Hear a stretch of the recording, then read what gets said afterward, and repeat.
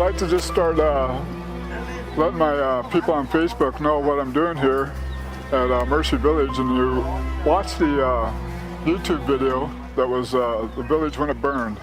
And my friend John had taken those pictures, and then he came back after Rin and I came here to get the buildings built. And you can see the other YouTube video of the results of this project that we had that God is in control of. What I'd like to have you do is come and just tour the facilities with me. And that way you can see, this used to be, if you notice from the old burned out video, this is just nothing but garbage. And what Rin has done is put concrete in here. Children don't have to worry about getting cuts and sores on their feet. I mean, it's absolutely terrible. So it's been a little bit better here. Rin's home here has got a little apartment in there. He's got a library, he's got a school. He has a place where we meet for Bible study. So he's done a wonderful job of getting this place fixed up for the people that live here in this village.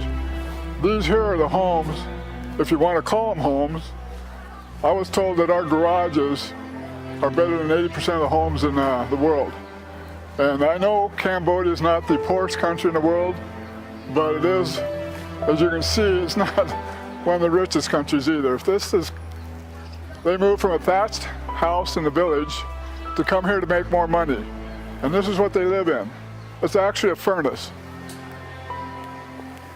Walls with just tin and a roof with tin. If you can imagine during the monsoon living here, or in this heat right now that I'm standing in, even with a fan, it's like being in a furnace.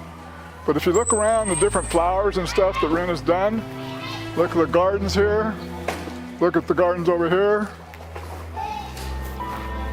He's done a wonderful job in trying to make this place a little bit more beautiful with the trees and the garden. But when you get out here in the alleyway where they're working, the flies are absolutely horrible here. And you can see the chickens digging in the garbage for their food. But these people here, what they do is they sew bags. They sew bags together. They collect, as you can see, bottles. It's recycling at its best here in Cambodia. As you can see, they're recycling the plastic and the tin. And this is how they make some money. The bags here, they sew them together. Rin is trying to keep this little area a little bit more cleaned up because you can see it's horrible. It's just absolutely horrible. But this is how they make a living. This is all recyclable. Cardboard. Now they're getting ready with the plastics and the tin. We come in here, we see the village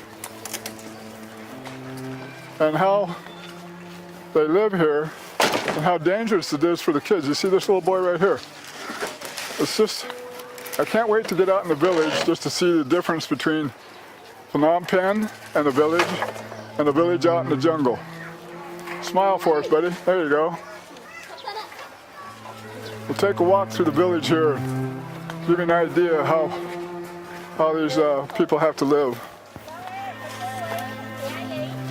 See here, here's the whole deal of cans.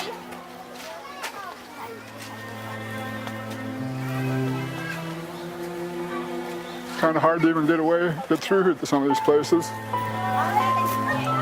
So you can see how a village like this can burn down so easily. I think there's like 28 homes that burnt in that fire, and most of the people have moved away, and that's why we only had to replace 6 homes. And if you want to call these homes, you can see, I couldn't live like this. There's no way. It's hot enough right here. But the humidity is just horrible. People that live in the south, they know what I'm talking about. We're going to take it right here, go out of the village here, and you'll see that we've had to put up a fence because a tuk-tuk with children went into the swamp here.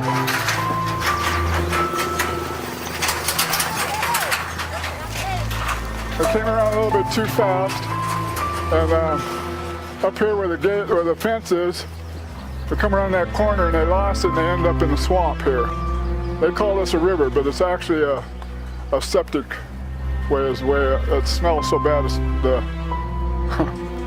It's offensive to the senses, trust me. Very offensive to the senses. And this is basically Mercy Village, and then we step over here and we see how they put boundaries so you don't get on their land. And it's kind of a godsend because of the snakes here. This place here used to be just full of snakes. And of course they've cleaned it out a little bit. Now the snakes are probably moved in where they belong, in the swamp. But we'll get up here and we'll see the walls that they put in, how makeshift they are. And here's the neighbor's property. What they're going to do with it, we don't know. But you can see around the village, all the metal, or the concrete homes. Quite a difference in the income brackets here. Here's some of our men from the village that are relaxing and having a good time, playing cards and relaxing for the afternoon. They'll take a break because it's too hot to work in the middle of the afternoon.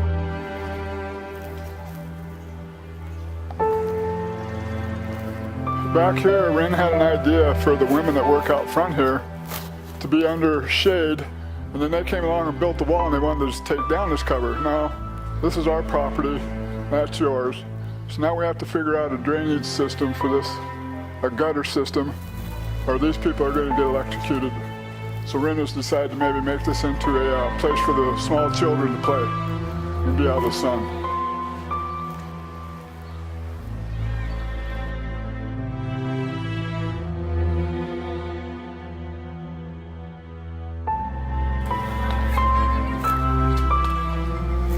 They actually pull these carts by hand.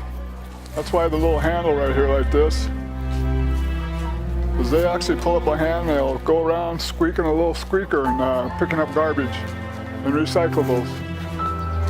These people work hard just to make a little bit of a living here. Well, I hope I gave you a little bit better perspective of what's going on here at this village. It's amazing, we're just probably 3 or 4 miles from the palace on the river, and they call this a village.